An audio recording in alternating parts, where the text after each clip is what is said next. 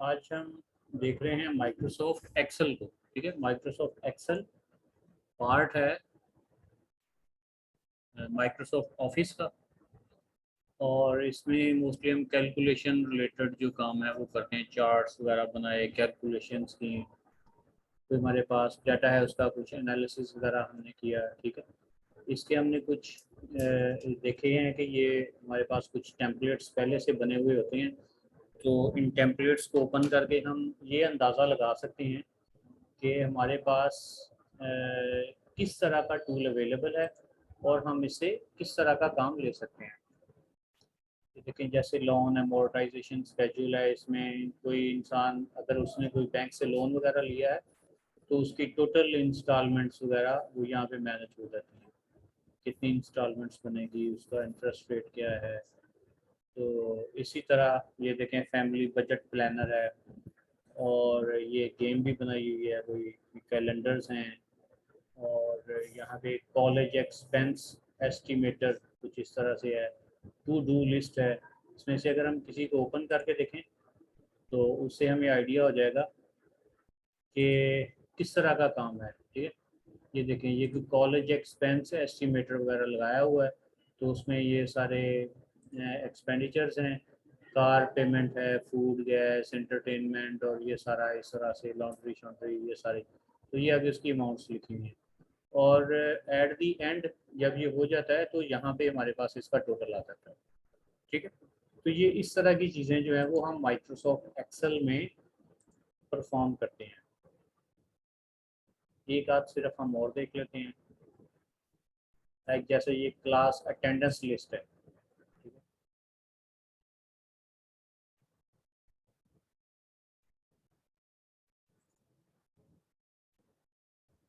तो ये देखें, यहाँ हमारे पास एक रेडीमेड शीट अवेलेबल है। Class list one, class list two, class list three, इस तरह से। यहाँ हम लिख देंगे टीचर का नेम क्या है। ठीक है, सब्जेक्ट कौन सा है, कौन सा वीक है, टाइम क्या है, ये अभी ये चीज़ें लिखी हुई हैं। तो और यहाँ पे उसकी जो डिटेल्स हैं सब्जेक्ट वाइज के, स्टूडेंट इसमें एब्सेंट है या प्रेजेंट है, इस तरह की डिटेल्स आ जाती हैं। जब हमने इसको बिल्कुल ज़ीरो से स्टार्ट करना है तो फिर हम ब्लैंक वर्कबुक जो है वो ओपन करेंगे। हम लोगों ने यहाँ से स्टार्ट करना है। तो जो भी वर्कबुक होती है यहाँ पे उसका नेम दिया होता है, जैसे ये बुक वन है। जब हम इसको सेव करेंगे तो अपना नाम दे लेंगे। ठीक है, और कोई भी एक बुक जो आप ओपन करते हैं उसके अंदर बाय डिफ़ॉल्ट एक शीट होती है, लेकिन आप एक से ज़्यादा शीट्स भी ओपन कर सकते हैं। ठीक है, इस तरह से। तो ये जो बुक वन है इसको हम अपना नाम देना चाहते हैं तो हम जाएंगे फाइल में और सेव। और जहाँ पे भी आप इसको सेव करना चाह रहे हैं, सपोज मैं ब्राउज़ करता हूँ और ब्राउज़ करके इसे मैं सेव करता हूँ डेस्कटॉप। यहाँ पे मैं अपना नाम दूंगा। ठीक है, तो इसको मैं नाम दे लेता हूँ स्टूडेंट, बस। और इसकी जो एक्सटेंशन होती है .xlsx, ये इसके साथ अटैच हो जाती है। तो इसको सेव करता हूँ। तो ये देखिए यहाँ पे बुक का नेम चेंज हो गया। अब जो भी आपने इसमें काम करना है आपने इसको सेव करते जाना है। ठीक है, ताकि वो फाइल आपका डाटा ज़ाया ना हो, सेव हो। फिर ये शीट्स हैं आपके पास, आपने किस शीट में काम करना है। सपोज हमने शीट वन में ही काम करना है। ठीक है, शीट वन में हमने क्या काम करना है। तो लेट्स से कि हम स्टूडेंट का रिजल्ट जो है वो हमें बनाना है। तो यहाँ पे मैं लिखता हूँ स्टूडेंट का रोल नंबर, और यहाँ पे मैं लिखता हूँ नेम, और यहाँ पे कुछ सब्जेक्ट्स वगैरह लिख लेते हैं।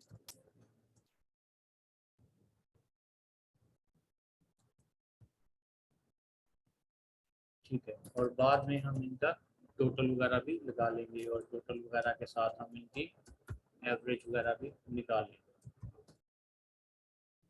ओके, सपोज रोल नंबर इस तरह से हम लिख रहे हैं 1 2 3 4 5, इस तरह से। तो अभी फ़िलहाल मैं कोई 3 4 5 स्टूडेंट्स ले लेता हूँ और उनके अब नाम यहाँ पे लिखता हूँ।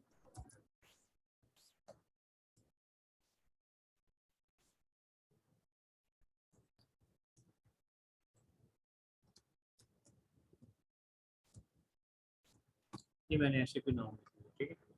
और आगे इनके में मार्क्स जो हैं वो भी ऐसे ही रैंडमली कुछ मार्क्स, ये देखिए मैं लिख एंटर करता हूँ तो वो नीचे जा रहा है।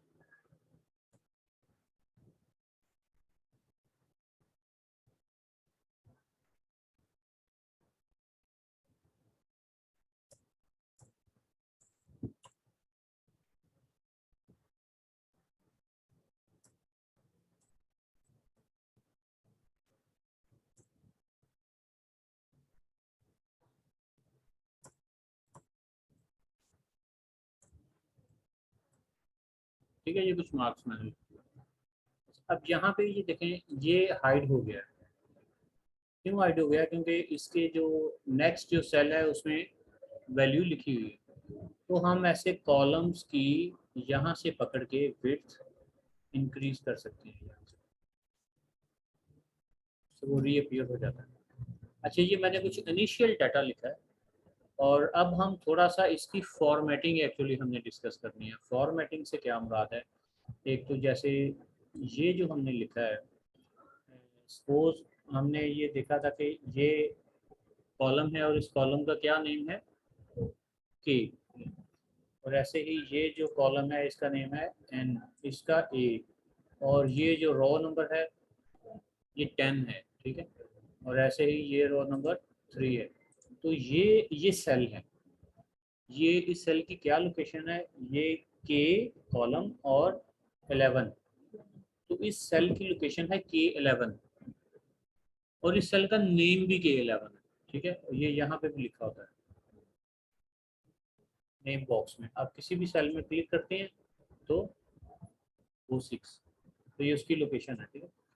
अब ये जो हमने स्टूडेंट रिजल्ट लिखा है तो ये बेसिकली A1 में लिखा है हमने। उसका प्रूफ ये है कि यहाँ पे ये फार्मूला बार होती है, यहाँ पे लिखा हुआ आ जाता है। सेल के अंदर जो भी लिखा होता है कंटेंट्स होते हैं वो फार्मूला बार में हमें नजर आ जाता है। B1 में चले जाए तो ये खाली है, इसका मतलब है B1 में कुछ नहीं लिखा हुआ, ठीक है। तो ये कहाँ पे लिखा हुआ है? A1 में। अब देखें ये है F7, इसमें क्या लिखा हुआ है? 59। और यहाँ पे कुछ नहीं लिखा। तो ये जो A1 है, अब A1 का मैं यहाँ से फ़ॉन्ट साइज इंक्रीज करता हूँ। ये जो भी साइज आपने इंक्रीज करना है यहाँ से, दिस इज फ़ॉन्ट साइज। और यहाँ से फ़ॉन्ट का ये नेम है बेसिकली। अगर आप उसका स्टाइल चेंज करना चाहते हैं, ये देखें थोड़ा सा चेंज हो रहा है ना चेंज जैसे। तो यहाँ से अगर आपने कोई डिफरेंट फ़ॉन्ट लेना है तो आप ले सकते हैं, ठीक है। सपोज मैं इसको जो है वो ये ले लेता हूँ और इसका यहाँ से फ़ॉन्ट का कलर, और ये जो साथ है ये है हाईलाइट फिल कलर। तो ये मैंने चूंकि A1 को सिलेक्ट किया हुआ है तो सिर्फ वही फिल हुआ है। अगर मैं इसको ऐसे ये सारा सिलेक्ट कर लेता हूँ माउस के बटन को होल्ड करके, लेफ्ट बटन को, और फिर मैं इसको प्रेस करता हूँ तो ये उतने सेल हाईलाइट हो जाएंगे, ठीक है। और अगर इसको मैं कोई और कलर देना चाहता हूँ तो मैं कोई और कलर भी यहाँ से सिलेक्ट कर सकता हूँ। उसके बाद ये सेकंड रो है, इसको भी मैं यहाँ से कुछ एक तो मैं इसको बोल्ड करता हूँ, थोड़ा बोल्ड का मतलब थोड़ा मोटा हो गया। और उसके बाद फिर इसको मैं इसका जो कलर है वो ये देखें, यहाँ से मैं कलर इसका चेंज कर देता हूँ।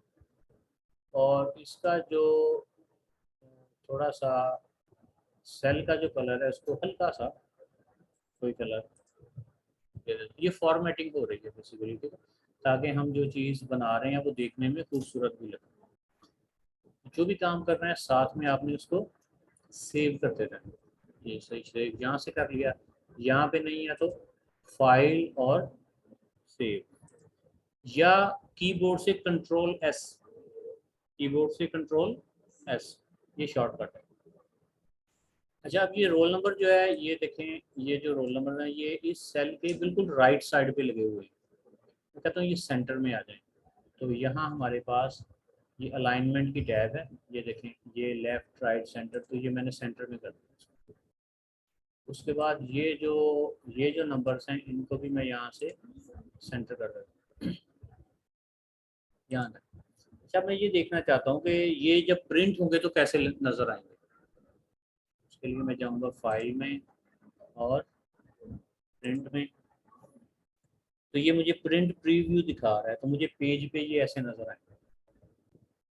यहाँ से मुझे आइडिया हो जाएगा कि क्या ये मेरे लिए एक्सेप्टेबल है, या अगर मैं इसमें कुछ चेंजेस वगैरह करना चाहता हूँ। मैं चाहता हूँ इनमें ना ऐसे लाइंस लग जाए कॉलम्स में, ठीक है, जैसे लाइंस होती हैं शीट पे। तो ये ब्लैक, ये जो है वो प्लेन पेपर मुझे नज़र आ रहा है। अच्छा, यहाँ पे ये जो लाइंस नज़र आ रही है ना, ये स्क्रीन के लिए है, ये प्रिंट के लिए नहीं है।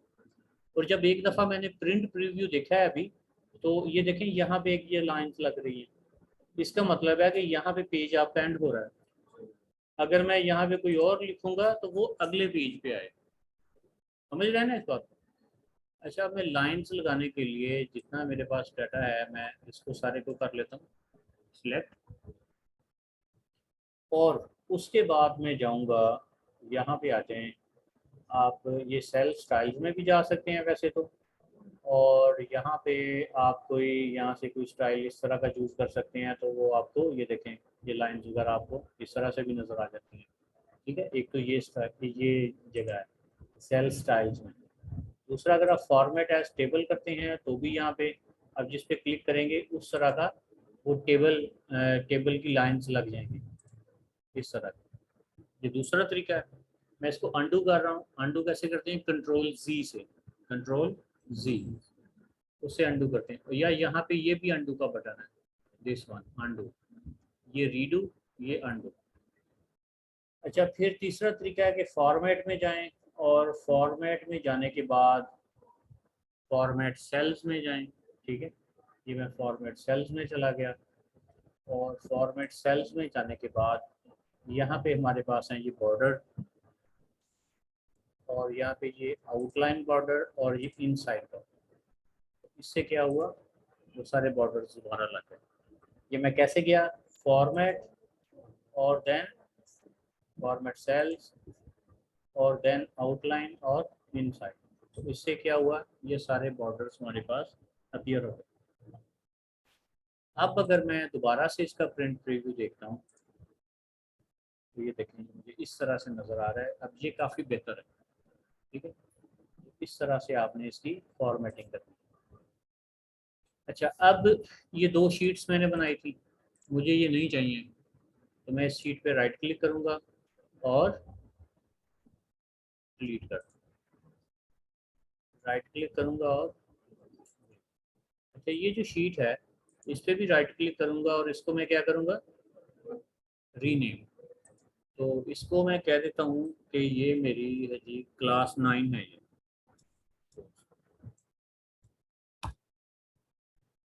ठीक है, अब इसी तरह की मुझे एक और शीट भी बनानी है। तो एक तो तरीका ये है कि मैं सारा कुछ ये काम दोबारा से करूँ। दूसरा तरीका ये है कि मैं यहाँ पे राइट क्लिक करूँगा और क्या करूँगा, मूव और कॉपी, इस पर क्लिक किया, क्रिएट अ कॉपी, और मूव टू एंड के एंड पे मूव कर जाए, यानी इस शीट के बाद मूव आ जाएगा, क्रिएट अ कॉपी। ओके, तो ये देखें ये उसकी कॉपी क्रिएट। अब मैं इस पर दोबारा राइट क्लिक करके क्या करूँगा, रीनेम, और ये है मेरी क्लास 10। तो इसके अब ये जो स्टूडेंट्स वगैरह हैं, इनको मैं ये सिलेक्ट करके ये मैंने डिलीट कर दिया। बाकी सारा कुछ ओके है, वो मुझे दोबारा नहीं करना पड़ेगा। तो यहाँ पे मैं इनके नेम वगैरह दोबारा लिख लूँगा, और ऐसे ही मुझे जितनी भी शीट्स चाहिए वो मैं यहाँ पे बना दूँगा। ठीक है, तो ये क्लास 9, इसका मैं जो टैब कलर है वो को चेंज कर लेता हूँ, और ये जो क्लास 10 है इसका भी मैं कोई टैब कलर जो है वो चेंज कर लेता हूँ। इस तरह से ये मेरा यहाँ से भी थोड़ा सा टैब कलर्स भी चेंज हो गए। ओके,